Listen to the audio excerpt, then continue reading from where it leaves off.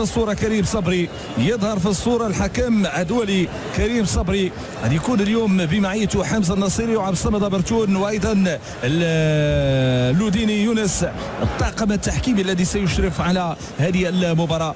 مدينة الدار البيضاء اليوم واستقبال لهذا الحدث، واحدة من المباريات التي تشد انتباه كل الجماهير المغربية وأيضا الودادية. الجمهور الرياضي ككل سيتابع، سيواكب هذه الطموح وهذا المشوار. اليوم في التشكيل كما يحاول سداد ضائعة، رجعت مرة أخرى لصالح فريق الوداد ومخالفة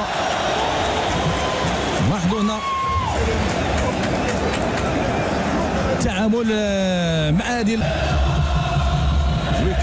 فادي اللي عنده 25 سنه، لاعب الكره في الخط الامامي، محاوله الانسلال وفي اخر المطاف الى خارج خط جانبي الملعب. محاوله ديال التمرير في العمق داخل منطقه الجزاء، لا تسديده فوق المرمى، مرمى ديال مهدي بن عبيد. اول تسديده لفريق اشبيليه في مقابل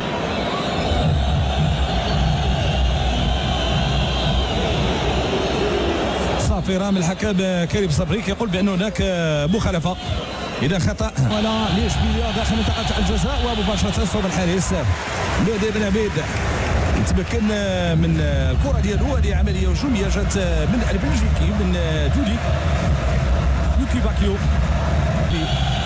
وأيضا المشاركة الدوري الاوروبي وغيرها من المحطات العالميه اللي كتخلي انه واحد من انجح واحد ايضا من الفرق الاسبانيه المحترمه.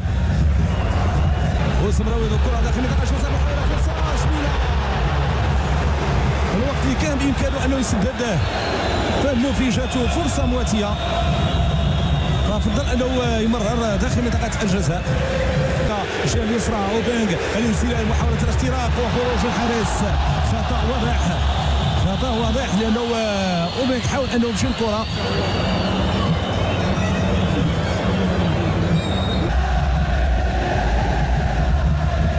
كره مطوله الامام، كانت تمريره لعبها لاعب بارسا ميكيما سديد، تنفذ داخل منطقه الجزاء. اوبينغ يحصل الكره، فرصه تسديده، لعبها بشكل فني، حاول انه يوقف الكره ديالو داخل منطقه الجزاء ويسدد. كان قريب اوبينغ باش انه يستثمر هذا التمريره جات منطقه الجزاء، ولكن التغطيه ديال الدفاع تحول دون استثمار هذه الجانب الزمالي. كره في الركنيه للوداد الذي يضغط وداد بن عبيد، تقدير جيد سليم يبعد الكره. الحكم يقول هناك مخالفه. كانت ابرز عمليه هجوميه لفريق اشبيليه داخل منطقه الجزاء. دخول داخل منطقه الجزاء صعيبه، هذه محاوله صعيبه ومباشره تغطيه دفاعيه. هذا جودي، هذا اللاعب البلجيكي، اللاعب ميكي، خطوره مطلوب الان من الدفاع، ولكن كتخرج كره مره اخرى نحو ركنيه. عوده ديال الريحي جانبه فهد مفيد. لاحظوا الطريقه ديال صعيبه، كره ممتازه من الدفاع، ينقذ الموقف جمال حركاس ابعد خطر. كره كانت صعبه على معترك فريق الوداد،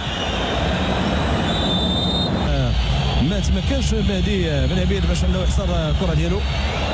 ايوب بوشا زادت كره امامه، بعد ذلك كيلبسها مبارك، حاول انه يلعب الكره ديالو ولكن كان هناك تدخل. مبارك يحصل على مخالفه، يخترق يدخل داخل منطقه الجزاء، تمريره خطيره ولكن في اخر المطاف الدفاع يبعد الخطر خارج الخط جانبي الملعب. اخرى عند المهدي، حاول ديال اخبار الكره، خطا على مستوى التغطيه مهدي بن عبيد. والهدف الاول شفنا الطريقه اللي جات من خلال الكره الماضيه، سقوط ديال مهدي بن عبيد. لاحظنا حتى الانسلال بهذا الشكل مهدي بن عبيد، اذا السقوط ديالو على رقعه الملعب فريق اشبيليه. تسجيل الهدف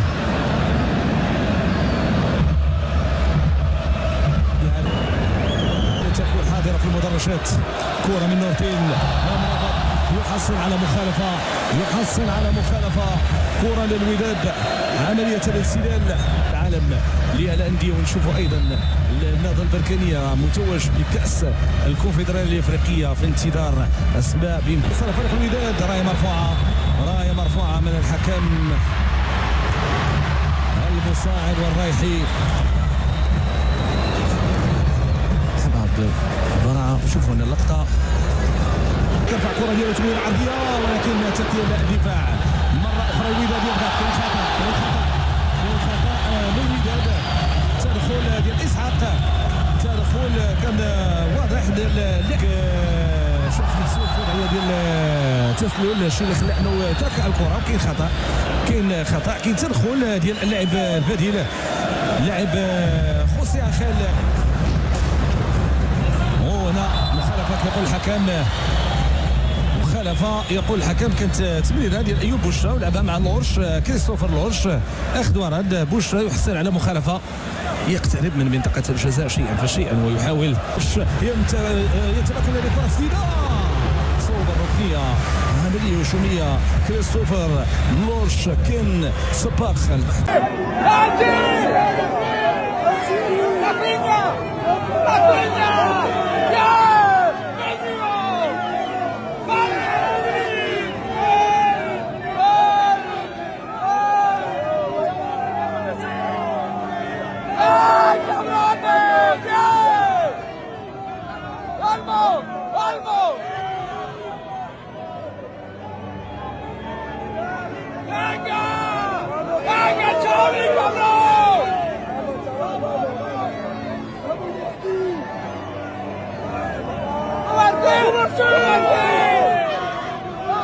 Vamos, cabrón!